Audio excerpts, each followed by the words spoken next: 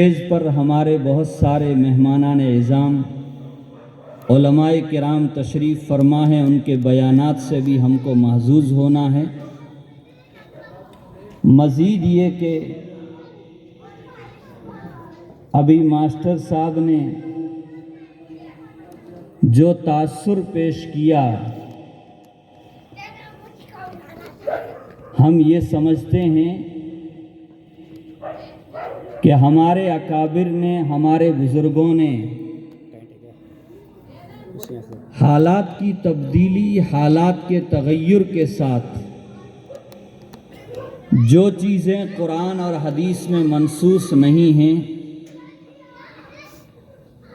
ان چیزوں کے اندر جو تبدیلیاں موقع محل کے اعتبار سے حالات کے تقاضے کے پیش نظر کی ہیں،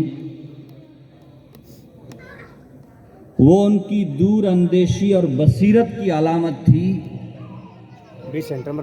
اور میں آپ سے بالکل سچ کہتا ہوں کہ ماسٹر صاحب نے ہمارے دلوں کے جذبات کو چند جملوں میں کھول کر کے آپ کے سامنے رکھ دیا ہے۔ ہم پچھلے 15-20 سال سے ہمارے اکابر یہ آواز لگا رہے ہیں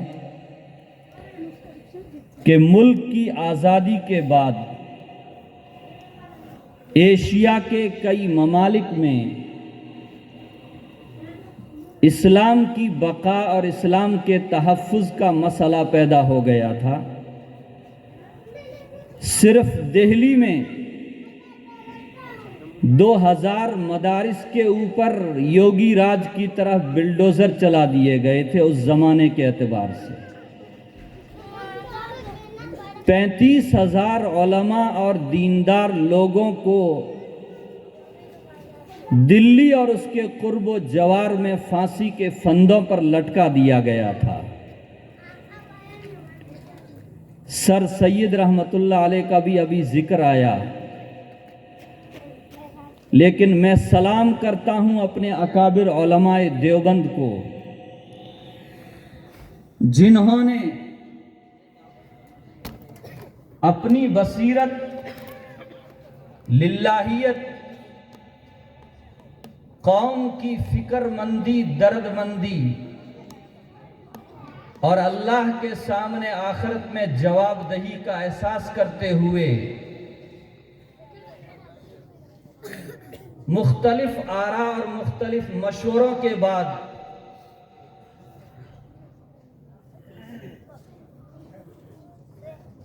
تہجد کی نمازوں میں رونے کے بعد یہ بیٹھ کر کے فیصلہ کیا کہ قوم جس دو راہیں پر کھڑی ہے اور قوم کو عیسائی مشنریاں جو لالچ دے رہی ہے، فری تعلیم کا لالچ، فری کپڑے دینے کا لالچ، فری کھانا دینے کا لالچ، فری ہاسٹل دینے کا لالچ، یہ ساری چیزیں قوم مسلم کے بچوں کے سامنے تھی۔ تو ہمارے اکابر نے یہ سوچا، اگر ان بچوں کو ان مشنریوں کے ہاتھوں میں چھوڑ دیا جائے گا،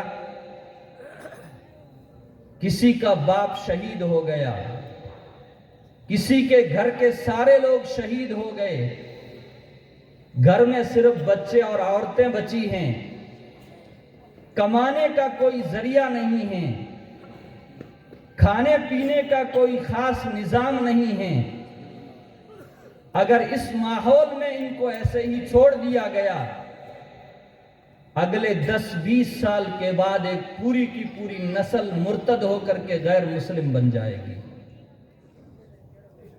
کیا فیصلہ کیا؟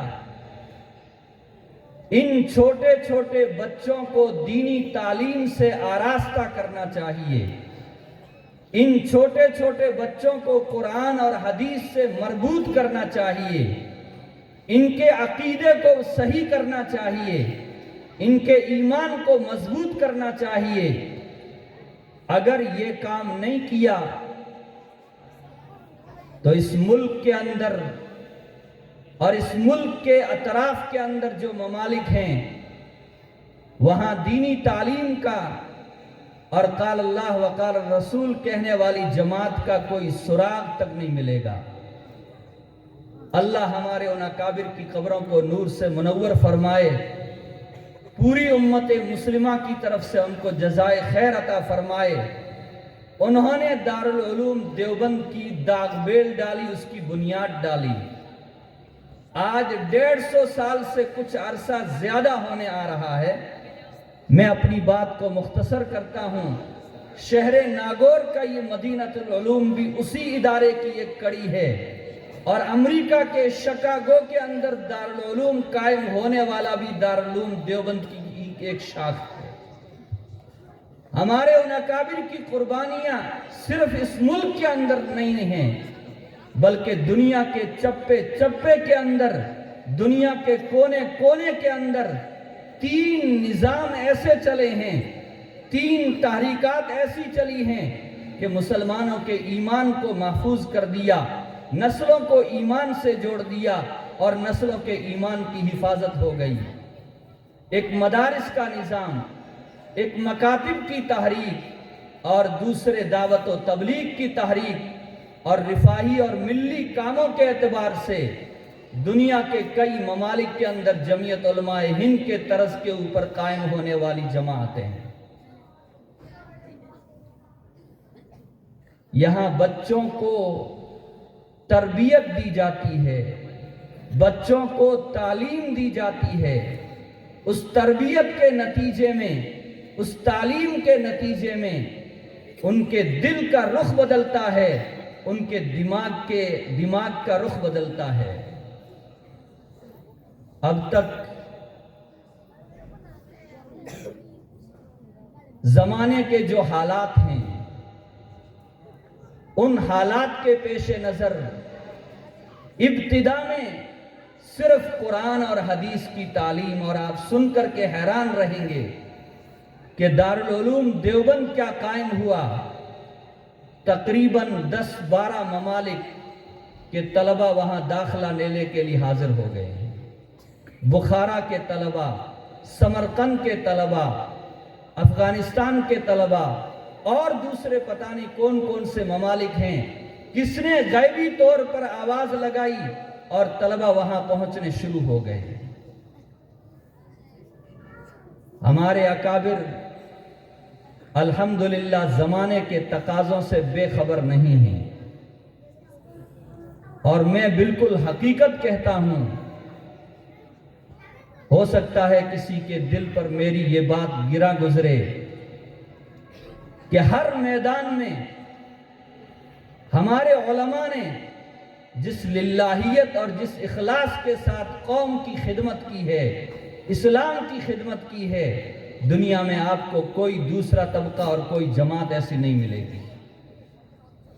اسی کا نتیجہ ہے آپ بھی محبت کے ساتھ اتنی بڑی تعداد میں یہاں تشریف لاتے رہتے ہیں۔ مدارس کے پروگرام میں، دعوت و تبلیغ کے اجتماعات میں، جمعیت علماء کے پروگراموں میں لاکھوں کی تعداد میں لوگ جمع ہوتے ہیں۔ بغیر قربانی کے، بغیر للہیت کے کوئی کام عند اللہ اور عند الناس کبھی مقبول نہیں ہوتا ہے۔ اس لیے میری آپ سے گزارش ہے، میں دوبارہ ماسٹر صاحب کو بہت مبارکباد دیتا ہوں کہ آج آپ نے اس اسٹیج کے اوپر جو کھڑے ہو کر کے جو بات کہی ہے، ہمارے اکابر جو بات کہتے ہیں کہ آپ کسی فن کے اندر اپنے بچے کو ڈالیں، کسی تعلیم گاہ کے اندر ڈالیں، لیکن پہلے قرآن کی محبت، دین کی محبت، اسلام کی محبت ان کے دلوں کے اندر ہونی چاہیے۔ مسئلہ انتظام کا، نظام کا، تو میں ماسٹر صاحب سے عرض کروں گا، جب دلوں میں اللہ کا خوف پیدا ہوگا، جب دل میں تقوی پیدا ہوگا، آپ اکیلے میں بچوں کو امتحان گاہ میں چھوڑ کر کے چلے جائیں گے، بغیر نگرانی کے چھوڑ دیں گے۔ ہمارا الحمدللہ تجربہ اور مشاہدہ ہے، بغیر نگرانی کے بھی وہ بچے امتحان حال میں بیٹھ کر کے نقل نہیں ماریں گے۔ اللہ کا خوف ان کے دلوں کے اندر ہے۔ آخری بات، ابھی مغرب کے بعد سے اب تک اردو کا پروگرام، انگریزی انجمن کا پروگرام آپ حضرات کے سامنے پیش کیا. یہاں بڑے درجات ابھی تک نہیں ہیں،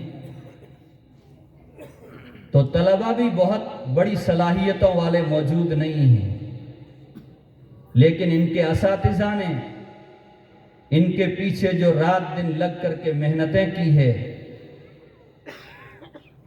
مکمل طریقے سے محسوس ہو رہا تھا کہ ان کو سنوارنے میں، بولنے کے ان انداز میں، الفاظ کی تصحیح اور تلفظ میں ایک ایک چیز کے اوپر غور و فکر کر کے محنتیں کی گئی ہیں کہ ان بچوں کو قوم کے سامنے پیش کرنا ہے. میں بچوں کو بھی مبارکباد دیتا ہوں، ان کے اساتذہ کرام کو بھی مبارکباد دیتا ہوں. اللہ تبارک و تعالی آپ کی محنتوں کو قبول فرمائے. جتنی بھی مدارس کے اندر محنتیں ہو رہی ہے، اور اب الحمدللہ ہر جگہ انگریزی کا نظام، اور اسی کے ساتھ ہمارے اکابر علماء کی طرف سے اب یہ ہدایات بھی آ رہی ہیں کہ مدارس کے اندر اسکولوں کا معقول انتظام ہونا چاہیے. اس کی بھی کوششیں اور محنتیں ہو رہی ہے. اللہ تعالیٰ ان تمام محنتوں کو قبول فرمائے، اس پروگرام کو قبول فرمائے. یہاں کی انتظامیہ، اساتذہ کرام اور طلباء عزیز کو میں پھر آخر میں دوبارہ مبارکباد پیش کرتا ہوں. اللہ تعالی ہم سب کے جمع ہونے کو بے انتہا قبول فرمائے. وآخر دعوانا ان الحمدللہ رب العالمین. جزاک اللہ خیر و احسن الجزا. حضرت والا نے بہت اہم اور قیمتی مشورے اور قیمتی باتیں ہمارے سامنے پیش فرمائیں. اللہ رب العزت ہم سب کو ان باتوں پر عمل کرنے کی توفیق عطا فرمائیں. اب میں بہت ہی محترم، عزت مآب، عالی جناب سماج سیوک جناب جاوید گوری صاحب کو انتہائی ادب و احترام کے ساتھ میں درخواست دعوت دوں گا کہ وہ اسٹیج پر تشریف لائیں اور اپنے نیک جذبات کا اس لہلہاتے ہوئے عوام الناس کے سامنے اپنے نیک جذبات کا اظہار فرمائیں. جناب جاوید گوری صاحب.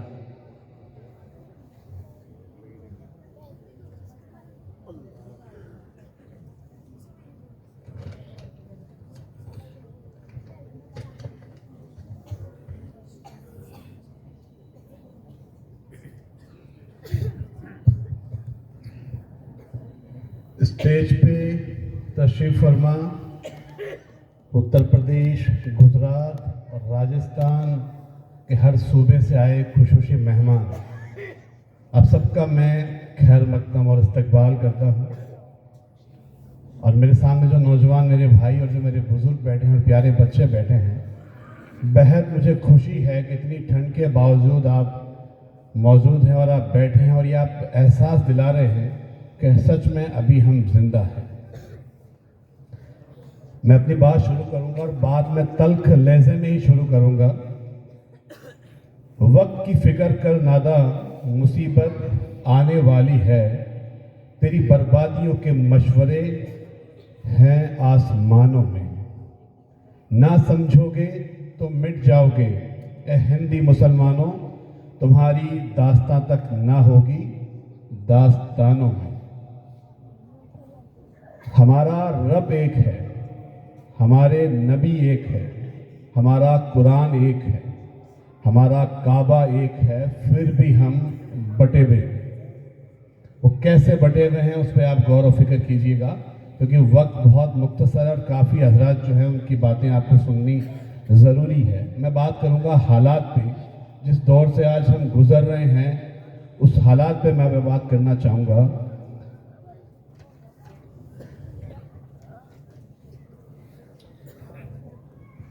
ایک میری خصوصی آپ سے گزارش رہے گی، رمضان کا مہینہ آنے والا ہے، اگلے مہینے سے رمضان شروع ہونے والے ہیں. جو مسافر آتے ہیں چندے کے لیے، مجھے یہ پتا ہے کہ زندگی میں ایک بار مجھے موقع ملا تھا، مفتی صاحب میں آپ کے والد کے ساتھ بیکانیر گیا تھا چندے کے لیے.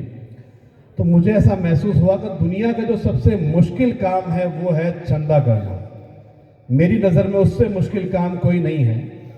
میں جب گیا تھا تو مجھے لگا کیا ہے ایسے پیسے اکٹھے ہوتے ہیں, لیکن جب میں نے وہاں محسوس کیا کہ یار یہ کام تو یہ اتنے سالوں سے ہی اللہ والے کر رہے ہیں, اللہ مطلب ان کو اور ہمت دے.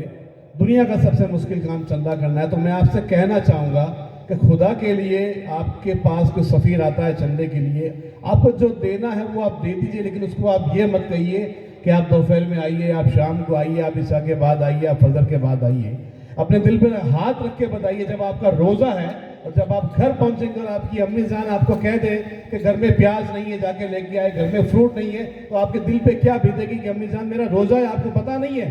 جب آپ کے پاس یہاں گاڑی بھی ہے, کار بھی ہے, موٹر سائیکل بھی ہے, اس کے باوجود آپ تلخ لہجے میں اپنی والدہ سے یہ ذکر کر سکتے ہیں. آپ سوچئے وہ اللہ کا بندہ اپنے لیے نہیں, غریب بچوں کے لیے, ضرورت مند بچوں کے لیے, جو بچے قرآن کو اپنے سینے میں اتارتے ہیں, جس مدرسے میں جو بچے پڑھتے ہیں, ان کے لیے وہ آپ کے در پہ چندہ لینے کے لیے آ رہے ہیں, اور آپ ان کو کہتے ہیں ظہر کے بعد, عصر کے بعد, مغرب کے بعد. خدا را آپ ایسا بالکل مت کیجئے گا. انشاءاللہ اس کا آپ کو اجر بھی ملے گا. ایسی آپ کوشش کر کے دیکھیے گا, جو آپ کو دینا ہے آپ دے دیجئے گا, لیکن ان کو آپ پریشان مت کیجئے گا. اور ایک چیز اور, جو آتے ہیں, میں کہتا ہوں آپ نصیب والے ہیں, وہ اللہ والے آپ کے در پہ آ رہے ہیں. آپ کوشش کیجئے ان کی سحری کا انتظام کرنے کا, ان کی افطاری کا انتظام کرنے کا, اور جو آپ کھاتے ہیں اسے اچھا کھلانے کی کوشش کیجئے. نصیب والے ہیں جن کے گھر پہ مہمان آتے ہیں. آپ نصیب والے ہوں گے, آپ کے گھر پہ اگر مہمان آئیں گے, آپ اپنے اخلاق پیش کیجئے. میں پوری پردیش میں گھومتا ہوں اور دیش میں گھومتا ہوں, مجھے سب سے بڑی کمی مسلمانوں میں جو نظر آتی ہے, اللہ میں معاف کرے, ہمارے اخلاق صرف کتابوں میں اور باتوں میں رہ گئے ہیں, اور ہمارے اخلاق غیروں نے لے لیے. مسلمان فجر کی اذان سنتے ہی اٹھنا والا تھا, وہ مسلمان 11 بجے, 12 بجے, 2 بجے اٹھتا ہے, اور جو غیر مسلم ہے وہ 5 بجے اٹھ کر کے کھڑے ہو جاتے ہیں. اس پہ بھی آپ غور و فکر کیجئے. اللہ تعالیٰ ہم سب کو کہنے سننے سے زیادہ عمل کرنے کی توفیق عطا فرمائے. اور ایک بات اور کہنا چاہوں گا, جو مسلمان بھٹکا ہوا ہے, تعلیم سے دور ہے, علم سے دور ہے, نشے میں چور ہے, موبائل کا بڑھتا ہوا بے انتہا سرور ہے. اس سے پہلے ماشاء صاحب نے کہا تھا موبائل کے بارے میں آپ کو, جوا, سٹا, جینا, حرام, سارے کام مسلمانوں میں کوٹ کوٹ کے بڑھ رہے ہیں. دن بدن یہ تعداد بڑھتی جا رہی ہے. اس پہ بھی ہمیں غور و فکر کرنا ہے. آپ سب سے پہلے اپنے گھر پہ دیکھیے, پھر آپ پڑوس میں دیکھیے کہ یہ بیماریاں کیوں بڑھتی جا رہی ہے, اس پہ ہم روک کیسے لگائیں. اس چیز پہ بھی ہمیں غور و فکر کرنا پڑے گا. اچھی تعلیم کہاں ملے گی اس کی فکر کیجئے. اور باقی یقیناً ماشاء صاحب کی بات سے میں سہمت ہوں. میں تقریباً 20 اسکول کے ناگور کے SMC STMC کا ممبر ہوں. حالات اتنے برے ہیں کہ ہم دن بدن یہ کوشش کر رہے ہیں کہ ہمارے بچے انگلش میڈیم میں پڑھیں, انگلش بولیں. بہت اچھی بات ہے, لیکن انگلش سے بہتر جو ہے وہ آخرت ہے, اور آخرت جو ہے وہ دین کے راستے پہ چل کے ہی آپ کو ملے گی. اس کے لیے بھی آپ غور و فکر کیجئے گا. آج کل شادیوں میں ہم بے پناہ پیسے خرچ کرتے ہیں. 24 گھنٹے 48 گھنٹے کے دکھاوے کے لیے ہم لاکھوں روپے ہم شادیوں میں خرچ کر رہے ہیں. اس پہ بھی آپ تھوڑی سی روک لگائیے.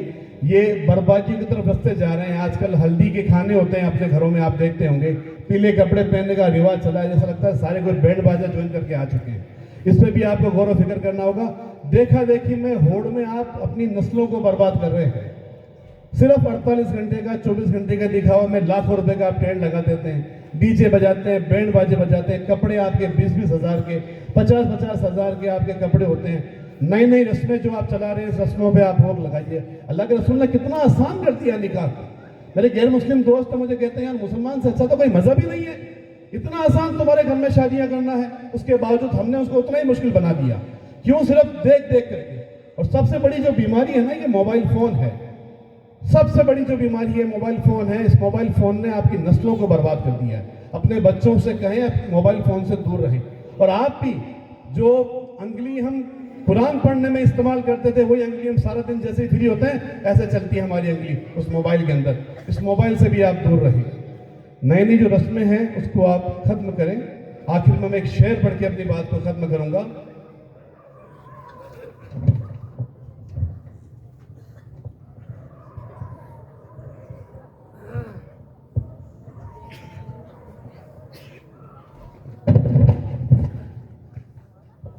وقت کی یہ ضرورت سمجھ لو. بہت پتے کی بات کہہ رہا ہوں, امید ہے آپ کو اثر کرے گی. وقت کی یہ ضرورت سمجھ لو, بن پڑے اب گزارا نہیں ہے.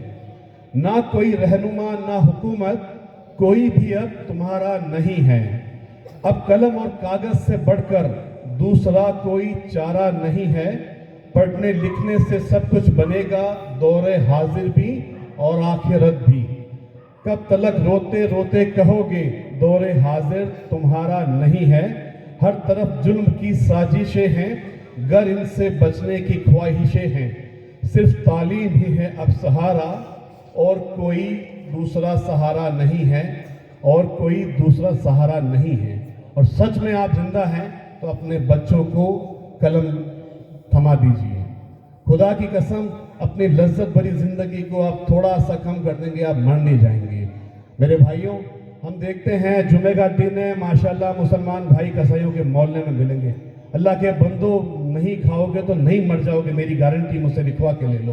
آدھی روٹی کھاؤ، بڑے بڑے علماء کہہ رہے ہیں آدھی روٹی کھاؤ، لیکن اپنے بچوں کو پڑھاؤ۔ علم کیا ہوتا ہے وہ دیکھیے۔ ابھی آپ کے سامنے دیکھا ہوگا، آپ نے انگلش کے 2 ٹیچر موجود تھے، 1000 کی مجلس میں میرے بھائی خرم اور انصاری جی موجود تھے۔ کیوں تھے؟ انہوں نے علم حاصل کیا ہے۔ ایک اسکول کے پرنسپل ہیں، دوسرے ٹیچر ہے۔ کیوں ہے؟ انہوں نے قابلیت پیدا کی ہے، چہرے پہ اللہ کے رسول کی سیرت بھی ہے، سنت بھی ہے، سر پہ ٹوپی بھی ہے، اس کے باوجود بھی وہ گورنمنٹ سرونٹ ہے۔ آج کل دور بھی ہو گیا ہے کہ دین کے ساتھ میں دنیا بھی ضروری ہے، دنیا کے لیے آپ کو پڑھنا پڑے گا۔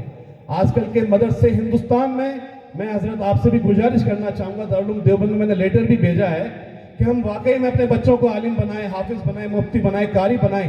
ایک 15 سال کا بچہ قرآن اپنے سینے میں اتار سکتا ہے، تو کیا وہ بچہ پولیس ادھیکشک نہیں بن سکتا؟ کیا وہ بچہ کلیکٹر نہیں بن سکتا؟ کیا وہ بچہ SDM نہیں بن سکتا؟ بشرطے ہر مدرسوں کے ساتھ ساتھ اسکول کی بھی تعلیم دینا بہت ضروری ہے۔ اگر آپ کو سسٹم میں رہنا ہے، آج ہم سیاست کرتے ہیں، ایک تھانے میں اگر ایک پولیس والا کچھ لگا ہے نا جس کا نام محمد ہے، تو ہمیں یقین ہو جاتا ہے کہ ہمارا کام ہوگا۔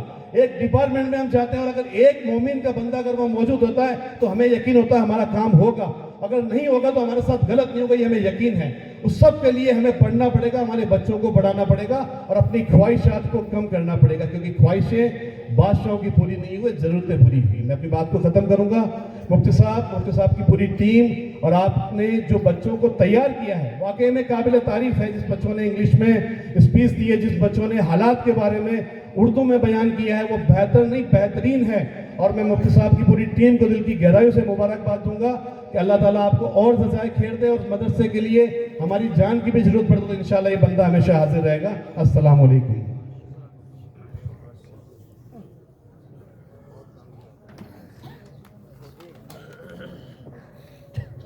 جزاک اللہ خیر و احسن الجزا۔